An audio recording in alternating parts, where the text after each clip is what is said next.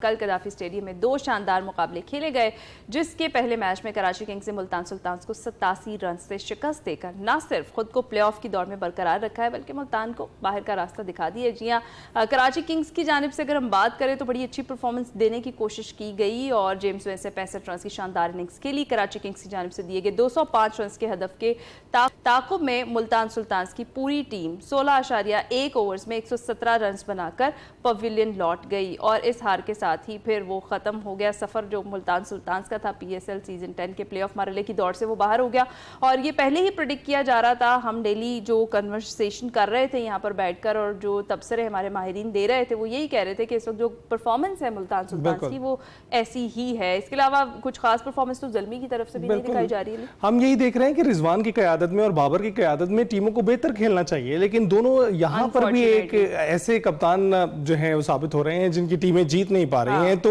हो सकता है उनकी कप्तानी में मसला हो सकता है कि मसला ये हो कि उनके अपने खेल में कोई जो है कोताही हो रही हो।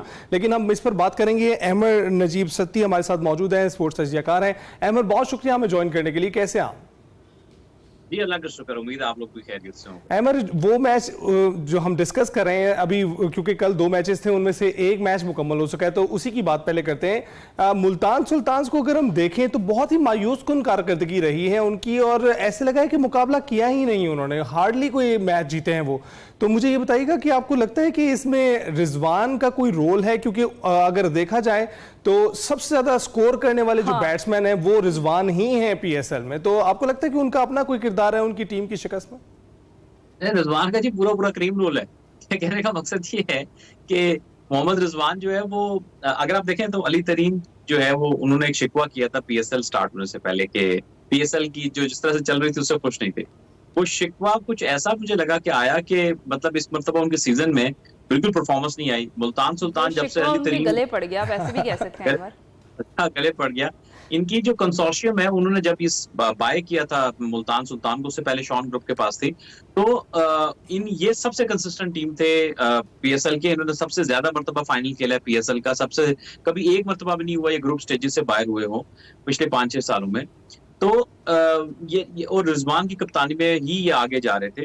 तो इस साल सब कुछ बिखरा बिखरा लग रहा है, पता नहीं खुश नहीं है, कोई टीम जेलन नहीं हो पाई है, आगे क्या है, क्योंकि ये आपको पता है लास्ट सीजन के बाद जो है वो रीइवैल्यूएशन होगी तमाम टीमों की। जी बिल्कुल। और जो अली तरीन है, इनकी टीम को पहले ही उन्होंने जितनी इसकी वर्थ होनी चाहिए उससे ज्यादा पैसों का खरीदा है। तो अब पहले ही चूंकि महंगी टीम ली है, रीवैल्यूएशन होगी तो फिर और मसाइल, तो मुझे कोई ना कोई चीजें अलाइन नहीं लग रही है और वो उसका इफेक्ट टीम में भी जाता हुआ दिख रहा है। और रिजवान की परफॉर्मेंस को देखें, मैं इसलिए हम ये अब काफी लोगों में अवेयरनेस आ गई है कि रन्स अब T20 क्रिकेट में मैटर नहीं करते अगर आपका स्ट्राइक रेट उतना नहीं जितना का होना चाहिए।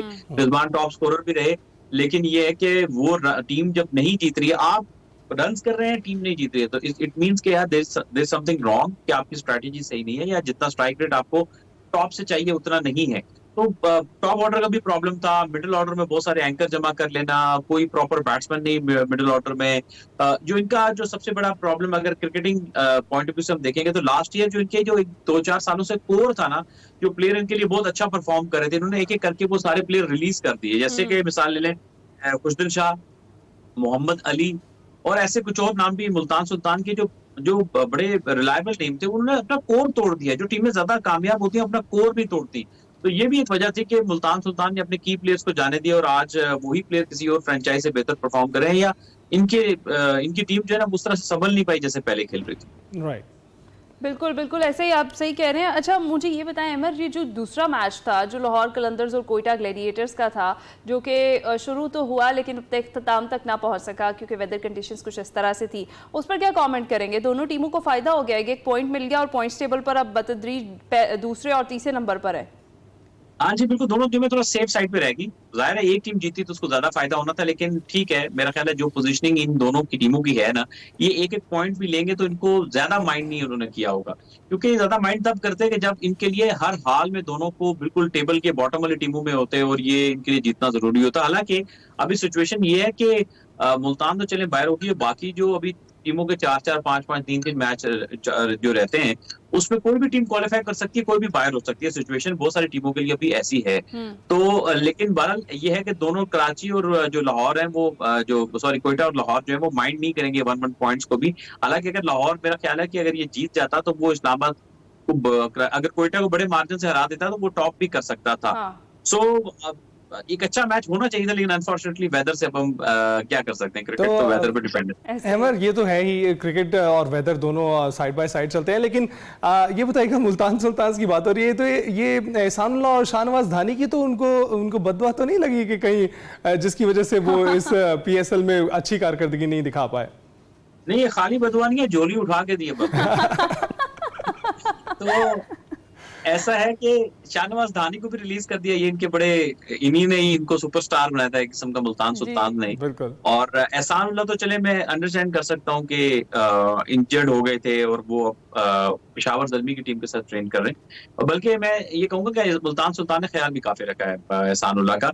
लेकिन पर नुक्ता वहीं पर आता है, जो आपके की कोर होता है ना 4-5 प्लेयर्स का, जो आपके बड़े थंब होते हैं किस्म के प्लेयर 4-5, इन्होंने वो कोर तोड़ दिया। तो वो कोर टूटने की वजह से ना अब जो नया कॉम्बिनेशन नए प्लेयर बनाता, हर टीम अपने लिहाज से बेस्ट स्ट्रेटेजी है, लेकिन समहाउ वो वर्क नहीं कर सकी इस सीजन में इनके अंदर। और बिल्कुल भी नहीं लग रहा था कि टीम में कोई जेन्युइन होने की भी कमी है, परफॉर्मेंस की कमी है।